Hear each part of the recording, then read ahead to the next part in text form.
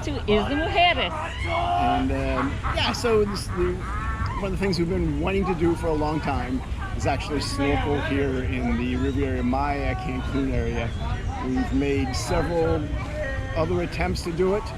One was winded out. You know, we got the whole way over to Cozumel, and then we were told that the trip had been canceled. And then we did get to walk around Cozumel, so that wasn't horrible. This happened last year. And then the second time we went, we actually made it over to Cozumel, but it was windy again. They didn't take us to the place they originally told us they were going to take us, and we drifted along, snorkeling in some protected area, which probably didn't have as much fish and wildlife as we would have expected. So we decided to try it again today. Well, and it wasn't just about the snorkeling. I mean, I wanted to go to Isla Mujeres. Yes, I was definitely here 32 years ago, and it was a very... Isla Mujeres is this island that's only about 20 minutes by ferry from the Yucatan Peninsula from Cancun. But it's only about 5 miles long at the most. It's a very small island. Most people just rent golf carts to go around it, or they just stay around the main area. But I wanted to visit it because I didn't really remember it, and I heard it had grown a lot, and I wanted to witness that growth and see it now. Yep. So it was two things we came to do: explore Isla Mujeres, and then also go snorkeling. And we could have taken a planned trip. You know that many people try to hawk you on the streets of Cancun, and you know you go on a little sailboat, you leave from Cancun, come over, you do a little snorkeling, they dump you off in Isla Mujeres, you know, so you walk around a little bit, maybe you go to a beach for a little bit, you know, go home. But we really wanted to explore, you know, the city and the island. So we wanted to snorkel longer than they do, and we wanted to be in charge of when we go back. Yep. So we did our own. So we took the ferry from Puerto Juarez, which is not the typical place that most tourists do, which is in the hotel zone of Cancun. It's a little further away. And not reachable by bus, so we had to take a taxi, which cost $20. Yeah, and we were afraid, did we make a mistake and choose a stupid way to do this by doing it on our own? And Bob kept second guessing himself all the way across in the ferry, which was lovely, by the way. Ferries are awesome compared to what they used to be. 32 years ago, I came across in an open boat with my luggage sitting in this little open boat, which had like 8 people in it. And now it was this massive, ultra-mod, air-conditioned, double-decker ferry with movies playing the whole time in a bar. Yeah. So today we're going to Isla Mujeres, do some snorkeling, and we are at the ferry stop. Ferry pickup. We're at Puerto Juarez, which is way outside of the tourist zone, hotel zone, and it's more of a local ferry. We also had to come here principally because we were leaving early in the morning, and this taking an 8 a.m. ferry. First one out of the tourist zone starts at 9 a.m. So it costs us a little more to get here. It costs us about $25 almost taxi ride here. We got here, plenty of time, no stress, didn't have to worry about the bus, didn't have to worry about finding a place. So to me it was worth it. On the way back, what we want to do is we're going to take the ferry back into the hotel zone, and that costs us a little more ferry-wise. That's going to save us taxi costs. But here's what it looks like. Go through security. And the people are lining up. Lisa's currently in the bathroom, getting rid of some of the morning coffee. But we're going to take one of these ultramar ferries, the ubiquitous blue and yellow ferries that you also see running to Cozumel. We are in the 3-mile line.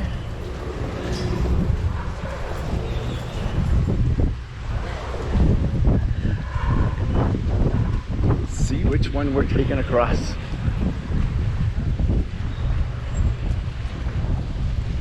Yesterday it was clear as glass, no wind, and look at today. Today we're going. Today we're going snorkeling, so it's cloudy. And windy. Yesterday it was just so smooth, no wind. This guy's taking a sink across. Getting off the ferry here. Sun's out a little bit. Still a little breezy. Wait, you didn't say where we are.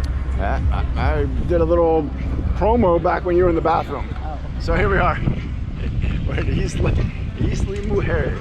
Isla Mujeres.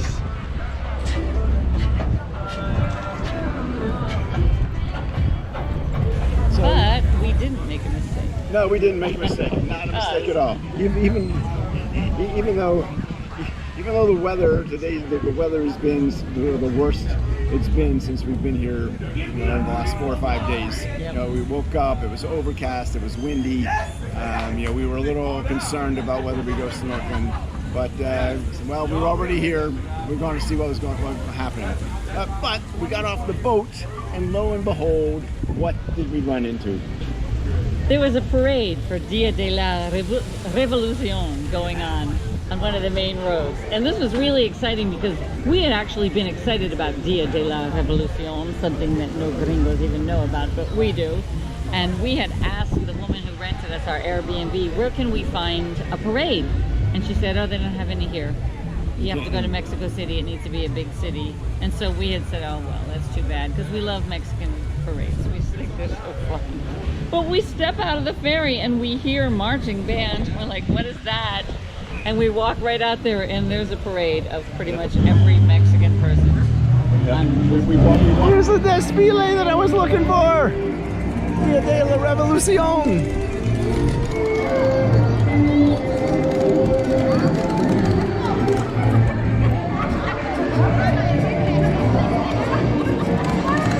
Hey, it's the 20th! It's the Dia de la Revolución!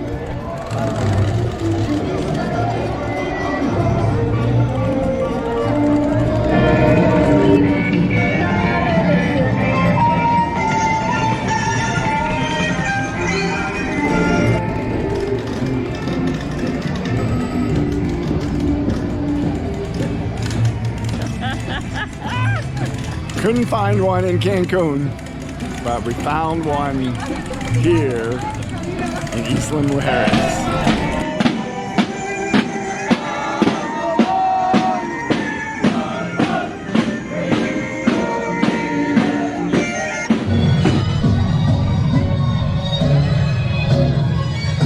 Got the little munchkins here with the proud doting parents walking beside them, taking pictures.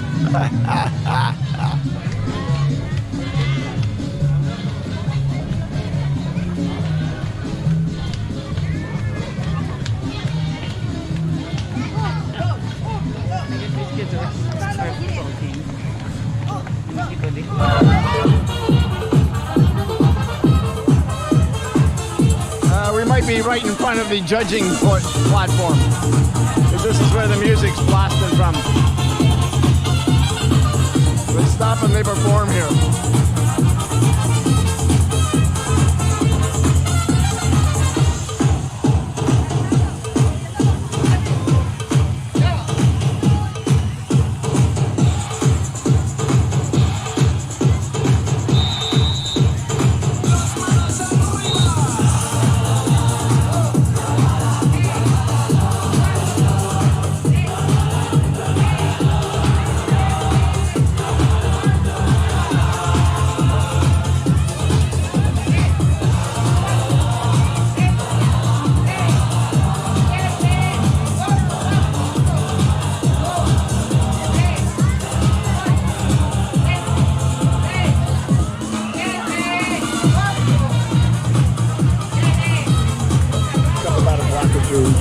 And we got to the front of the parade, so it had just started, and we stood out there for about 15 minutes and watched the parade, and then we realized we had to go to the dive shop, so we didn't know how long it was or anything, but so it was so cute with all these kids in costume and their parents scurrying along the edge, making sure that they're in the right formation and everything. And they're wearing costumes from La Revolución or from the history of Mexico. So the girls have these swishy, colorful dresses on. No, the boys are dressed like Pancho Villa. Yeah, and they have like little mustaches.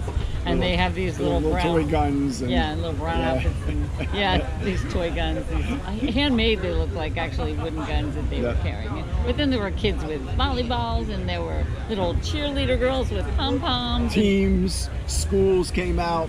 You know, there was a special needs group. There was a group that looked like it was a seniors group that does good works or something. Right. All dressed in the same costume. It was great. Wish we could have stayed for the whole thing, but we had to get to the dive shop. Didn't want to miss that. So hopefully we have just showed them some video. Yep. And so then we had to leave. Yep. To go to the dive shop. And everyone's suiting up. We're the only snorkelers there. Yep. And you know, out the guy had a little board, said weather good. What was the name of the dive shop? It was Squalo Adventures. Squalo Adventures, yeah. All right, here's the dive center, and we're going to snorkel with today. So it's going to be a joint dive and snorkel. People gearing up to do their dive. So.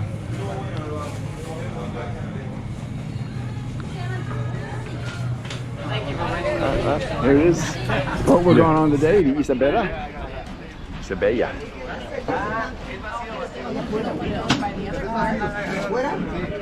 We're actually the only snorkelers. A few divers. It'll be interesting.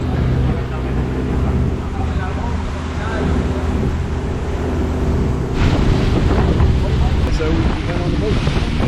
And the boat wasn't that big. There were only about a dozen people in it. Not a huge boat.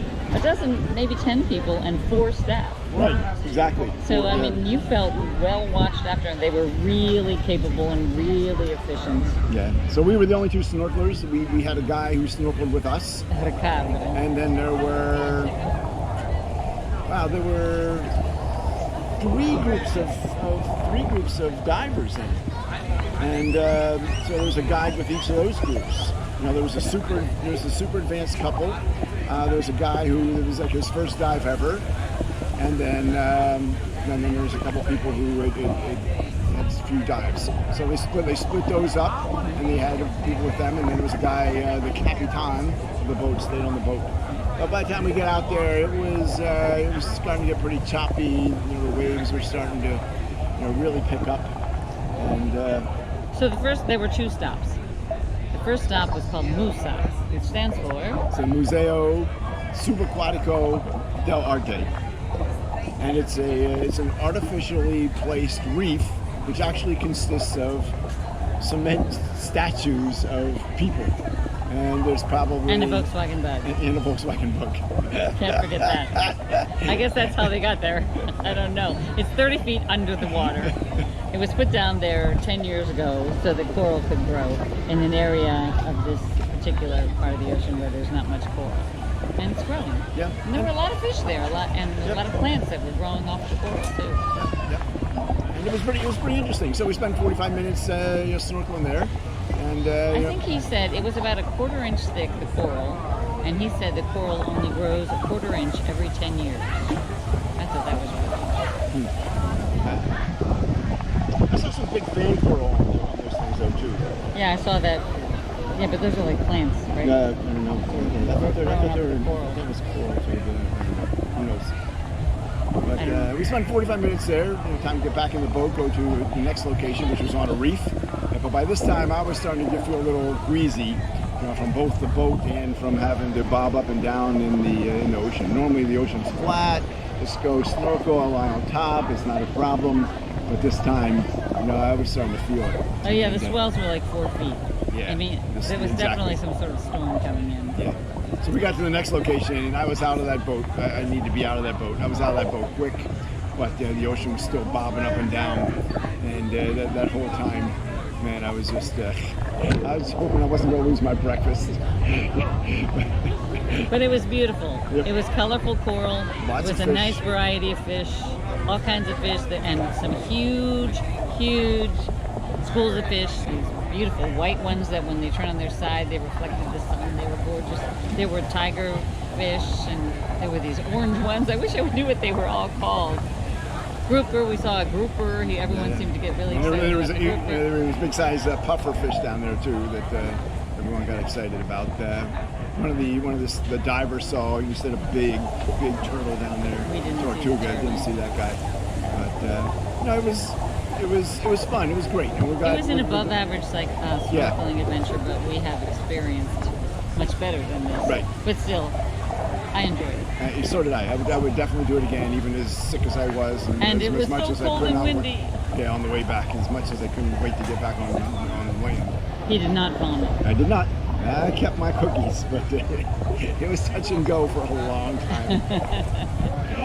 Yeah, so then we spent the rest of the day exploring Isla Mujeres, and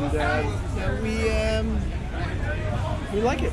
Yeah, I mean, we went to a pizza place Yep. And called Veins. it was great pizza. It was really good pizza and really bad pina coladas. Probably the worst pina coladas I've ever had in my life. But still, it was a nice atmosphere. We enjoyed it. I chatted with Eric a little until I lost Wi-Fi. We just sort of walked around on Avenue Hidalgo Hidalgo. To the end, which took us to the north end of Isla Mujeres, where we then Saw some beach clubs, and we sort of walked around the island, and sort of the beach. It was sort of a crowded beach, crowded with restaurants there. Yeah. So there wasn't. Lots of chairs and everything. And the thing is that it's November here now,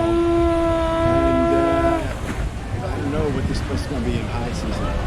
Probably very crowded. Yeah. Because there's surprisingly a lot of people. It's not crowded or anything, but I'm real surprised at how many people there are here. Of course, we're just here in the town. So I'm sure that. Particularly today, or maybe just today because of all the wind. But there's some good old waves here. Yeah, and then we went past on this rugged, rocky part. It took us around on it.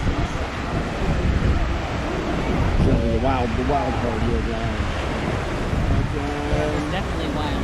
Rocking and rolling. And we learned that Isla Mujeres was originally consecrated to a Mayan goddess. And that's why it's called Isla Mujeres, which means Isle of Women. And we're going to find out more about that, because I'd like to know more of the story that I know sacrifices that are feminine, from what I read, were made to her on the beaches here.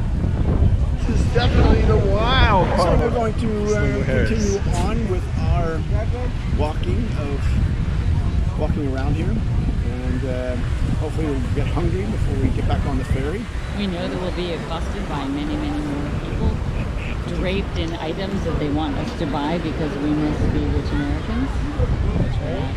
And on the way back, we actually paid extra for the ferry to take us into the hotel zone, so we can catch the 12 peso bus back to our condo. So, I recommend it.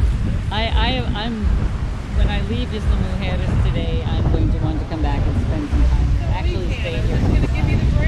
It's got a casual, easy vibe, the village, and I'd like to experience it for at least a couple of weeks, maybe a month.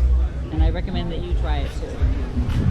I'm not sure I can take a month here, but a couple weeks I can deal with. It definitely feels a lot more like genuine small. Mexico than Cancun. It's small, and you also have tourist prices here in many places. Yes, you